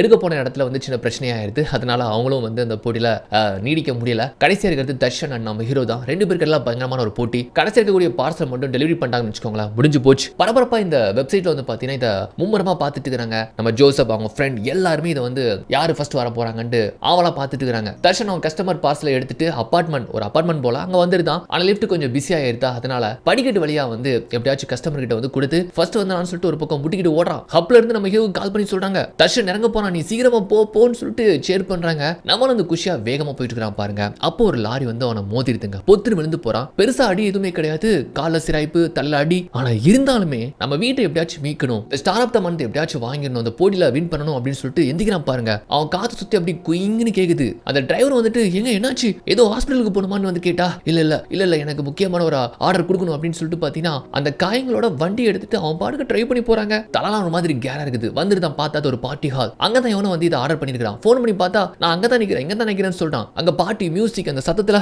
எங்க நிக்கிறானே தெரியல. இந்த பக்கமா தர்ஷன் மேல வந்து ஒவ்வொரு வீடையா வந்து தட்டிட்டு இருக்கிறான். அந்த சமயத்துல நம்மால் இங்க எப்படியோ அவன் கஸ்டமரை வந்து கண்டுபிடிச்சு அந்த பார்சலை டெலிவரி பண்ணி நம்மால் வந்து இந்த போட்டியில வின் பண்றான். ஸோ நியூ இயர் ஆக்சுவலா எல்லாருமே பயங்கரமா கொண்டாடிட்டு இருக்காங்க. நம்மால் இந்த சந்தோஷத்துல வீடுக்கு வீடியோ கால் பண்ணி இந்த மாதிரி நான் ஜெயிச்சிட்டேன், நம்ம வீட்டை நம்ம எப்படியாச்சும் மீட்டலாம் அப்படின்னு சொல்லிட்டு இருக்கிறானா. அவ்வளவு சந்தோஷம். அப்படியே கட் பண்ணா இவன் மறுநாள் வந்து பாத்தீங்கன்னா அந்த அவார்ட் ஃபங்க்ஷன் தான். சைனாவில் அந்த டெலிவரி கம்பெனியில் வேலை பார்க்குற மொத்த எம்ப்ளாயிஸுமே கூடி இருக்கிற அந்த அவார்ட் ஃபங்க்ஷன். அதோடைய ஃபவுண்டர், எம்டி எல்லாமே இருக்கிறாங்க. ஸோ எல்லா கப்ல இருந்து பாக்குறப்போ நம்ம ஹீரோ மட்டும் தான் இந்த மாசத்துல ரொம்ப சிறப்பாக முடிச்சிருக்கான். அதுவும் ரொம்ப குயிக்கா முடிச்சிருக்கான்னு சொல்லிட்டு பாத்தீங்கன்னா அவனை வந்து மேடையில பேச சொல்றாங்க. கை காலெல்லாம் கட்டு போட்டு இருக்குதுல. அப்பதான் நம்மால் வந்து பாத்தீங்கன்னா இந்த வேலையில் கூடிய கஷ்டங்கள் பத்திலாம் சொல்லிட்டு இருக்கான். ஆக்சுவலா இந்த மாதிரி ஃபர்ஸ்ட் ஒரு ப்ரோக்ராமரா வேலை பார்த்தேன். அப்பலாம் டெலிவரி பண்றவங்க பெருசா மதிக்கவே மாட்டேன். இந்த வேலைலாம் ரொம்ப ஈஸி நினைச்சேன். ஆனா இங்க வந்ததுக்கு அப்புறமா தான் தெரியுது எவ்வளவு கஷ்டங்கள் இருக்கு. அண்ட் சில பேர் விபத்துல இறந்து போயிருக்காங்க, கை கால்லாம் இழந்திருக்காங்க. எல்லா வேலையிலுமே கஷ்டங்கள் இருக்க தான் செய்யுது. பட் இந்த வேலையில இருக்கக்கூடிய கஷ்டங்கள் இங்க வந்ததுக்கு அப்புறமா தான் எனக்கு உணர்த்திருக்கு அப்படின்ட்டு ரொம்ப எமோஷனலா பேசிட்டு போனை பார்த்தா நம்ம ஸ்டிஞ்சி பார்த்தீங்கன்னா அவங்க பொண்ணுக்கு ஆபரேஷன் பண்ணி முடிச்ச விஷயத்த ரொம்ப சந்தோஷமா வந்து போட்டோவை அனுப்பியிருக்காங்க. ஸோ இதை பத்தி மேடையில் சொல்றப்போ இவங்க ஹப்ல இருக்கிற எம்ப்ளாயிஸ்க்குலாம் ரொம்ப சந்தோஷமா இருக்குது. ஸோ ஸ்டிஞ்சி மாதிரி எத்தனையோ பேர் அவங்க குடும்பத்துக்காக எவ்வளவு பாடுபடுறாங்க, ஓடுறாங்க. என்ன கஷ்டப்பட்டாலும் கொஞ்சம் கவனமா வேலையை பாருங்க, நான் கூட நேற்று போய் சேர்ந்திருப்பேன் அப்படின்னு பேசிட்டு கொஞ்சம் காமெடியா பேசிட்டு அந்த ஸ்பீச் அந்த அவார்டு முடிஞ்சு போக அப்படியே கட் பண்ணா இப்போ ஒரு மாசம் கழிச்சு. ஸோ இந்த லோனுக்காக வீட்டுக்காக நித்து ரொம்ப கஷ்டப்பட முடியாது, குடும்பத்தையே சிரமப்படுத்தக்கூடாது அப்படின்னு சொல்லிட்டு நம்மால் வாங்கின அந்த வீடு வித்துட்டு ஒரு நெரிசலான சின்ன காலனி பக்கமா சின்ன ஒரு வீடை வந்து வாங்கி அங்க குடியேறி வராங்க. வந்ததுமே ஃபுட் தான் ஆர்டர் பண்றாங்க. அங்க இருந்து ஒருத்தர் ஆர்டர் டெலிவரி பண்ணிட்டு, சார் கொஞ்சம் லேட் ஆயிடுச்சு, ரேட்டிங்ல கை வச்சிடாதீங்க சார் அப்படின்னு வந்துட்டு ரொம்ப கெஞ்சி கேட்கிறாரு. உடனே ரேட்டிங்லாம் அதிகமாக போட்டு நம்ம டிப்ஸ் எல்லாம் கொடுக்குறாங்க. நானே ஒரு ரைடர் தாங்க அப்படின்னு சொல்லி பேசிட்டு மொத்த குடும்பமும் கொஞ்சம் நிம்மதியா அப்படியே பெருமூச்சு விட்டு ரிலாக்ஸா உட்காந்து அங்கே சாப்பிட்டு இருக்கிறாங்க. ஏன்னா ஒரு சின்ன அடக்கமான வீடு, போதுமான வருமானத்தை வச்சு வாழ்க்கையை ஓட்டலாம். இந்த இஎம்ஐ லோனு லொட்டு லொசுக்குது, இனிமேல் எந்த பிரச்சனையும் எந்த பாரமும் கிடையாது அப்படின்ட்டு நிம்மதியா சந்தோஷமா உட்காந்து சாப்பிட்டு இருக்கிறாங்க. இப்போ அப்படியே கட் பண்ணி ஒரு மாசம் கழிச்சு நம்ம ஹீரோ வேலை பார்க்குற அந்த கம்பெனியோட சிஇஓ கிட்ட வந்து பார்த்தீங்கன்னா ஒரு அசிஸ்டன்ட் வந்துட்டு லேடி சொல்றாங்க, இந்த மாதிரி சார் உங்களுக்கு ஒரு விஷயம் தெரியுமா, நம்ம எம்ப்ளாயிஸ் எல்லாருமே மாஸ்டர் ரூட்னு சொல்லிட்டு ஒரு ஆப் யூஸ் பண்ணி தான் குயிக்கா வந்து ஏரியாக்குள்ள டெலிவரி பண்ணிட்டு இருக்காங்க சார் அப்படின்ட்டு வந்து நம்ம ஹீரோ கண்டுபிடிச்ச அந்த ஆப்பை பத்தி இந்த பொண்ணு வந்து சொல்லிட்டு இருக்கிறா. அவரும் பாக்குறாரு, சார் இதை கண்டுபிடிச்சது யார் தெரியுமா, நம்ம எம்ப்ளாயி ஒருத்தர் தான் கண்டுபிடிச்சிருக்காரு. இந்த மாதிரி இந்த ஹப்ல தான் வேலை பார்க்கறாரு சார், நம்ம ஐடி ஃபீல்டில் அவரை சேர்த்துக்கலாமா, உடனே அவரை வந்து வர சொல்லலாமா அப்படின்னு கேட்டதும் அவரும் பார்த்துட்டு ஓகே அவரை கூப்பிடுங்க, மீட் பண்ணி பேசலாம் அப்படின்னு வந்து சொல்றாப்லையா. ஸோ நம்மளால இவங்க ஐடிக்குள்ள வந்துட்டாருன்னா கண்டிப்பா நினைச்சு கூட பார்க்க முடியாத அளவுக்கு தான் சம்பளம் கொடுப்பாங்க. ஸோ அவரை மீட் பண்ணலாம்னு சொல்லிட்டு இந்த சிஇஓ வந்து சொல்றாரா. அப்படிதான் அந்த படமும் வந்து முடிஞ்சு போகுது. ஸோ நம்ம வேலை பார்க்குற இடத்துல நம்மளுடைய சிறப்பை கொடுத்தா அந்த வேலை நம்மளை எங்க வேணாலும் கூப்பிட்டு போகும் அப்படிங்கிறதுக்கு தான் சொல்லி இந்த படத்தை முடிக்கிறாங்க. ஆனா அப்படி இருந்தாலுமே மறுபடியும் முதல்ல இருந்தா அப்படிங்கிற ரேஞ்சில் கை நிறைய சம்பளம், மறுபடியும் இஎம்ஐ லோன்ட்டு போகுமான்னு கேட்டா தெரியல. எவ்வளவு சம்பளம் கொடுத்தாலும் நம்மால் கொஞ்சம் செலவுகள்லாம் குறைச்சி அதுக்கேற்ற மாதிரி பழக்கப்படுத்திப்பான் அப்படின்ட்டு ஒரு பாடமா இதை எடுத்துப்பான் அப்படின்ட்டு வந்து தோணுது. கடைசி கிரெடிட்ஸ்ல வந்து பாத்தீங்கன்னா நம்ம ஹீரோ ஃபேமிலியோட ரொம்ப சந்தோஷமா இருக்கிற மாதிரி, ஸ்டிஞ்சி அவன் குணமான பொண்ணோட ஹாப்பியா ரைட் பண்ற மாதிரி, அப்புறம் இந்த ரூட்டுக்கு வழிவகுத்த நம்ம ஜோசப் இருக்கிறாரு ஒரு நீண்ட இடைவெளியா வந்து சந்தோஷமா வாழ்க்கை கொண்டு போயிட்டு இருக்கிறாரு. அப்படி ஒவ்வொருத்தங்க லைஃப் அந்த எம்ப்ளாயிஸ் இதெல்லாம் காட்டி தான் இந்த படத்தை வந்து முடிக்கிறாங்க. ஓகே, இந்த ஸ்டோரி எப்படி இருந்துச்சு, எப்படி போச்சு அப்படிங்கிறத பத்தி கமெண்ட் பண்ணுங்க. நெக்ஸ்ட் வீடியோ பார்க்கறதுக்கு முன்னால மறக்காம சப்ஸ்கிரைப் பண்ணிட்டு மறக்காம அந்த ஹைப் பயனையும் கொடுத்துருங்க.